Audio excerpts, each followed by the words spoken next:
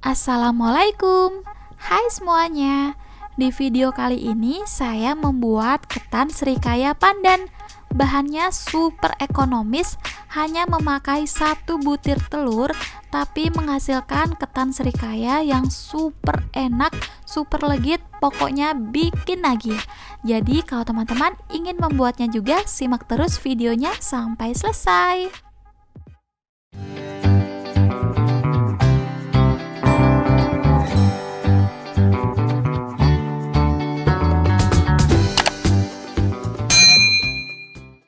Di sini sudah saya siapkan untuk lapisan pertama ada 250 gram ketan putih yang sudah dicuci bersih dan direndam selama kurang lebih 2 jam.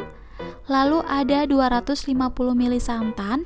Untuk santannya ini saya pakai 2 bungkus santan instan dan ditambah dengan air sampai mencapai 250 ml.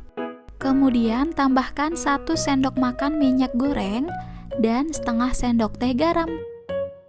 Sekarang saya akan memasak ketannya menggunakan rice cooker dari Mito tipe R7. Rice cooker Mito ini kualitas terbaik dari Jepang. Ada pemanas 3 dimensinya juga loh. Jadi nasi tidak mudah kering, bahkan sampai 72 jam. Terus kapasitasnya lumayan besar, yaitu 2 liter. Kenapa saya memilih memasak ketan menggunakan rice cooker? Karena hasilnya itu lebih cepat dan lebih praktis. Tapi kalau teman-teman ingin mengukusnya secara manual, itu bisa banget, tapi santannya harus dimasak dulu dan ketannya itu dikukus 2 kali. Setelah itu masukkan garam, minyak goreng, dan daun pandan supaya hasil ketannya itu lebih wangi. Kemudian kita aduk rata supaya minyak dan garamnya bisa merata.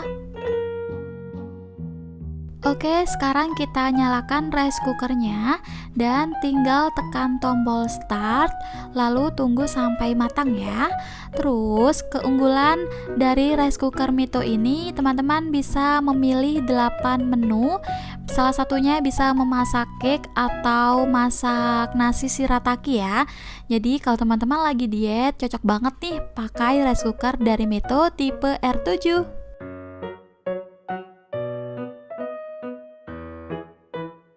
Setelah ketannya itu hampir matang, sekarang kita buka dulu rice cookernya, kemudian diaduk-aduk supaya santannya itu lebih merata ya. Nah, setelah diaduk-aduk semuanya, sekarang lanjut dimasak lagi, biarkan sampai matang.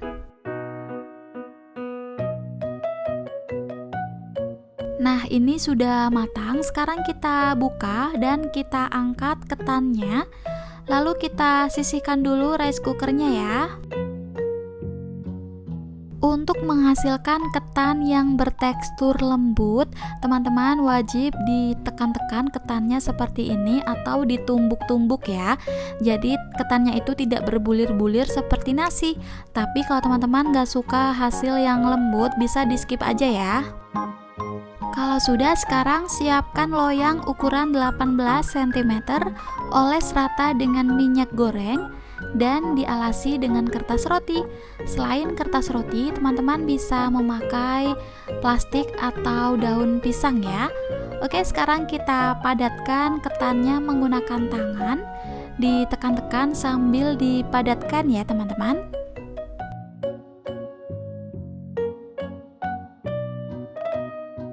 Setelah itu kita sisihkan dulu ya. Untuk membuat lapisan kedua, di sini saya siapkan food chopper dari Mito Chiba tipe CH200. Sekarang masukkan 300 ml santan.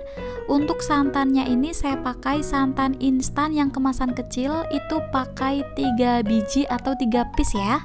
Setelah itu tambahkan setengah sendok teh garam, 1 butir telur utuh, 150 gram gula pasir, 1 sendok makan tepung maizena, 60 gram tepung terigu, setengah sendok teh vanili bubuk, Lalu tambahkan pasta pandan secukupnya. Di sini saya pakai pasta pandan ya. Kalau teman-teman ingin pakai sari daun pandan yang asli, itu bisa banget daun pandannya di blender dengan santan lalu disaring. Oke, sekarang saya akan menghaluskan adonan lapisan kedua ini menggunakan food chopper.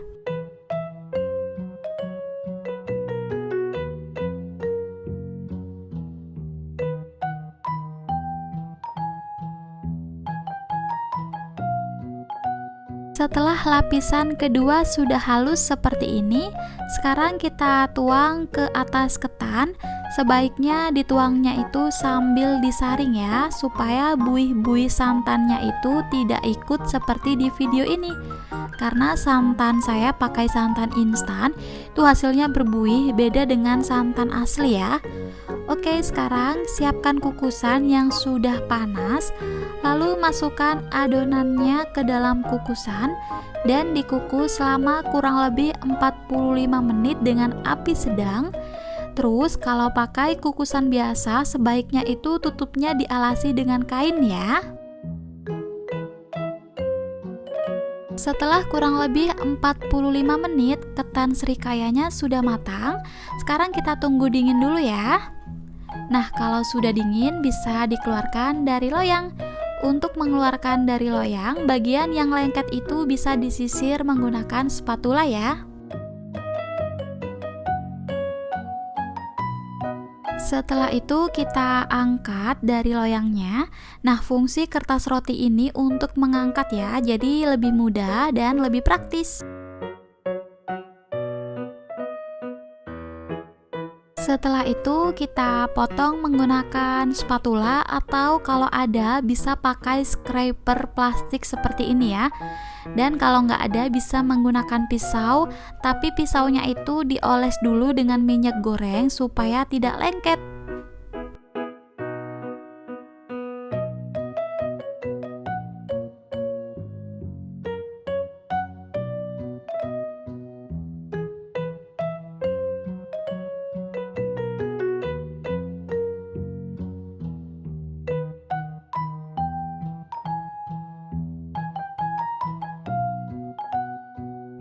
Setelah dipotong-potong, ketan serikaya pandan sudah siap untuk disajikan.